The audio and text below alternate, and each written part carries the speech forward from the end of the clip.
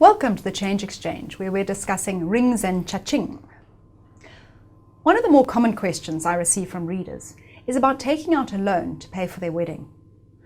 Traditionally, a young couple could expect the bride's parents to pay for the wedding, with the contribution from the groom's family to cover the drinks bill. For many young couples today, that is now the exception rather than the norm. Most young people, especially those from previously disadvantaged communities, find themselves more likely to be supporting their elderly parents than receiving any assistance from them for their wedding costs.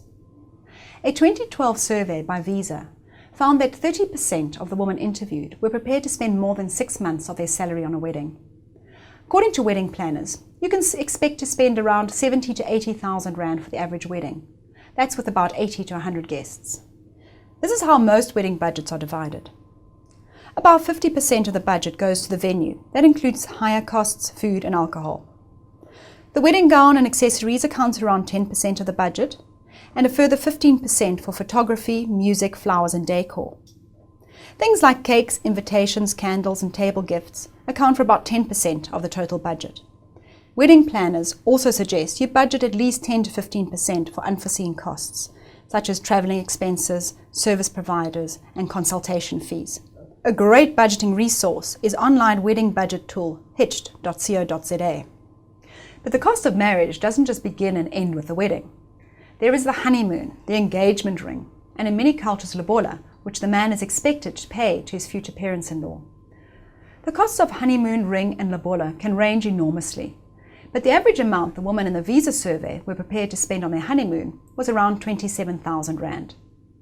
A quick browse on social media platforms found that men expected to spend around 20,000 Rand on an engagement ring and 40,000 Rand on lobola. Although I should mention there were some exceptions.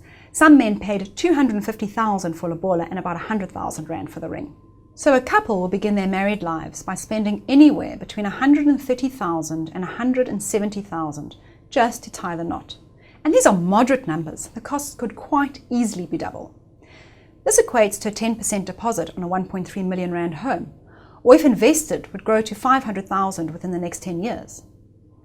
This is assuming that the couple actually had the 150,000 Rand to start with. If this couple, with a 150,000 Rand marriage, took out loans to fund it, they would pay 5,500 Rand a month over the next 3 years, or a total of 200,000 Rand for that wedding.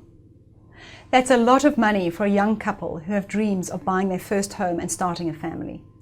How you manage your wedding costs will have a serious impact on your financial future.